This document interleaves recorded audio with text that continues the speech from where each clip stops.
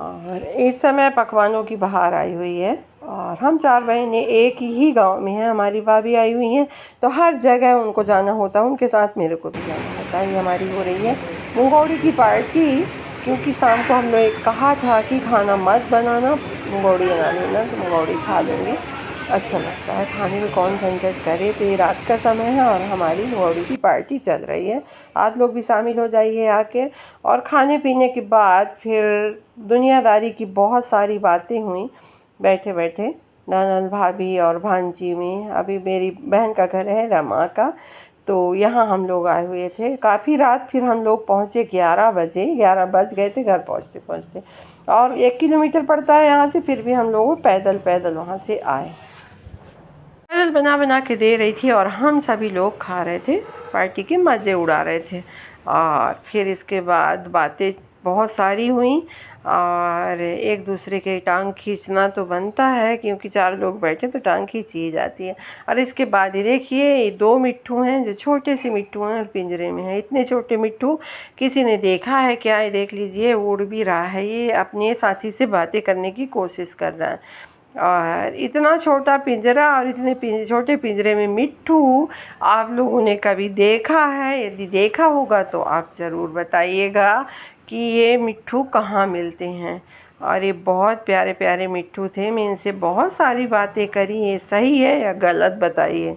Hi guys, आप सभी को मेरा प्यार नमस्कार। मैं कुमुदा आपका अपने चैनल में स्वागत करती हूँ। आशा करती हूँ कि आप सभी अच्छे होंगे और मैं भी ठीक ठाक हूँ। और सबसे पहले आप सभी को सोमवती अमावस्या की ढेर सारी शुभकामनाएं, यदि आप लोग मानते होंगे तो।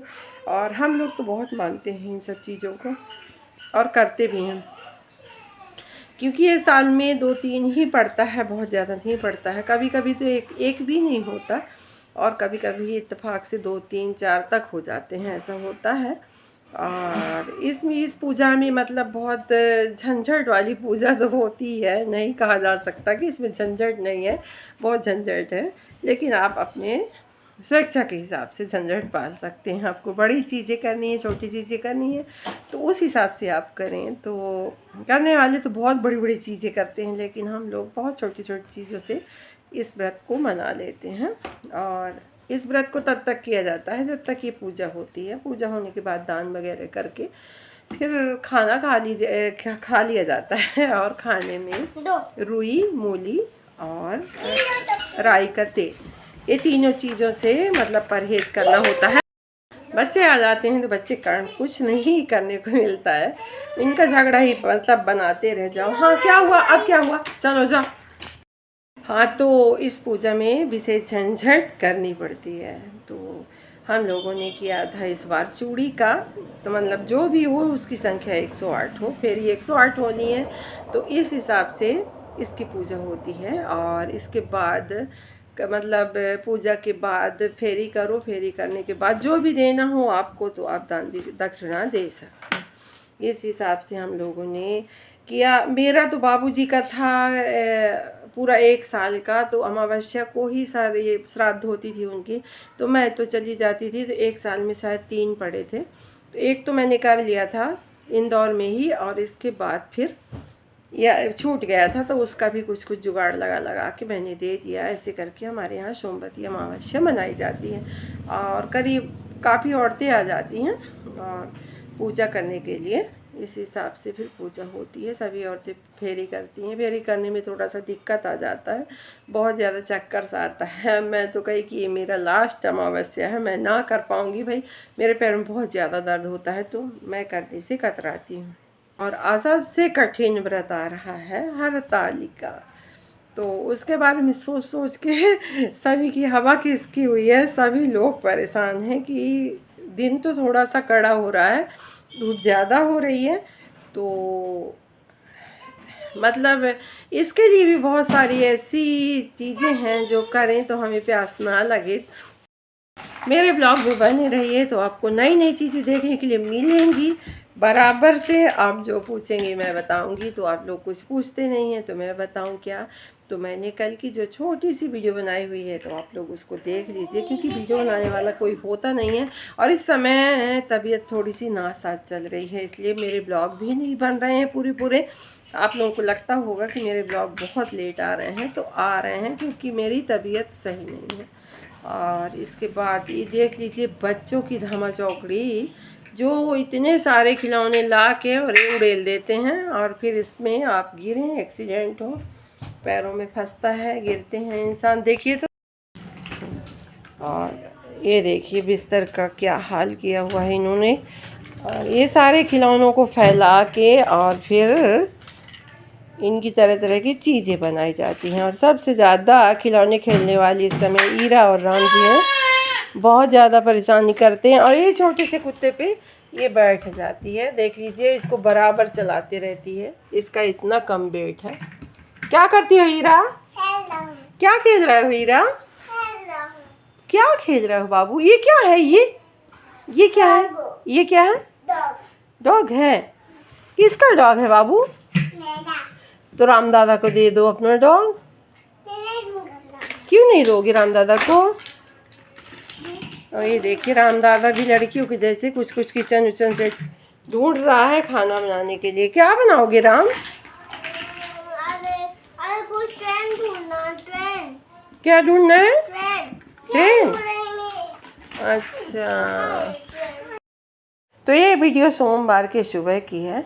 अभी बज रहे हैं 7:30, क्योंकि सोमवती अमावस्या जो है तो इस बार लेट लगनी थी, तो इसलिए हम लोगों ने लेट करी, नहीं भोर में कर लेते हैं पूजा। और आपके यहाँ कैसे पूजा होती है? हम तो अपनी पूजा दिखा दिए। कलश गणेश के साथ गमले में पीपल रखा गया है और तुलसी की क्यारी के साथ उसकी पूजा की जाती है। और ये सारी औरतें हैं, 2 शिफ्ट में पूजा करी थी। मैं यहाँ पे नहीं थी, मैं कुछ लाला सामान दे रही थी। और इसके बाद हमारी पूजा होती है 1 शिफ्ट, फिर दूसरी शिफ्ट, ऐसा करके पूजा करने के बाद फिर भमरी घूमा जाता है।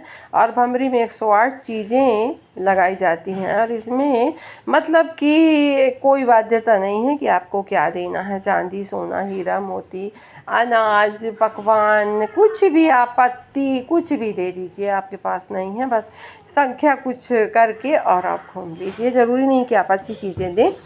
तो सोमधोबंथी एक प्राचीन कथा है जिसमें उसने भमरी घूमी थी, उसके पति और पुत्र मर गए थे, तो किसी ने बताया था कि ऐसा हो गया है, तो वो सोमवार को अपने पति और पुत्र की रक्षा के लिए पीपल की प्रदक्षिणा की थी 108, वो भी कंकड़ पत्थर से। तो भगवान उसके ऊपर प्रसन्न होके उसके सुहाग और उसकी गोद हरी कर दी थी। ऐसी इसी कामना से सारी औरतें पूजा करती हैं। ये भी बड़ी रोचक कथाएं हैं, इनको जानने के लिए एक मेरे ब्लॉग में आप बने रहिएगा और मेरे ब्लॉग को देखिएगा, तो मैं इन कथाओं को भी आपको सुनाऊंगी। और ये देखिए सुधा पंडित जी अब करके बैठ गई हैं कुर्सी में, क्योंकि अब इस समय सभी के घुटने में बहुत ज़्यादा दर्द होने लगता है। तो सुधा का शिफ्ट हो गया, अब हमारा शिफ्ट हो रहा है। इसके बाद हम सभी औरतें भमरी घूमेंगी। और इतनी सारी औरतें हैं हमेशा, मतलब हमारे साथ ही, हम एक साथ ही पूजा करते हैं और हम लोग कहीं नहीं जाते, एक ही साथ जहाँ भी करेंगे तो एक साथ करेंगे, ऐसा है। और शुरू से करते आए हैं। अरे पीपल में हम लोगों ने धागा बांध दिया, क्योंकि 108 बार धागा बांधा जाता है, लेकिन अब साइड स्वीट हो गया है, तो इसमें हम लोगों ने 8 बार ही धागा लपेटा है। इसके बाद इसमें कच्चे दूध की धार लगाते हैं, फिर ये पीपल के पैर पखाड़ते हैं, तो वो भी 108 बार, पानी भी चढ़ाते हैं, वो भी 108 बार। तो अब आपकी स्वेच्छा है कि आप कैसा करना चाहते हैं, कितना करना चाहते हैं। और मैं अपनी वीडियो बिल्कुल छोटी नहीं करूँगी, है लेंथी तो है, क्योंकि ये सारी चीज़ें जो हैं ये पूरे मूवमेंट को कैप्चर करके रखना चाहिए। यूट्यूब में पड़ी रहेंगी ये यादें हैं, जो चला जाता है, जो बिगड़ जाता है, तो फिर एक पछतावा रह जाता है कि हमने ऐसा नहीं किया था। ये सारी औरतें अब करना स्टार्ट कर दी हैं भमरी, और बहुत सारी औरतें थी, चक्कर बड़ा था तो थोड़ा समय लग रहा था, पर मज़ा आता है एक साथ पूजा करने में। मेरे को तो मतलब ये समूह बहुत अच्छा लगता है, मेरे को अकेलापन बिल्कुल पसंद नहीं आता। मैं साथ में रहना सबके पसंद करती हूँ। अकेले रहने का मतलब बहुत गंदा होता है, जीवन निरर्थक हो जाता है। सार्थक जीवन तभी होता है जब मतलब हम लोगों के आसपास रहें, सभी रिश्तों को पहचानें, जानें, उनकी कदर करें, उनके बारे में सोचें।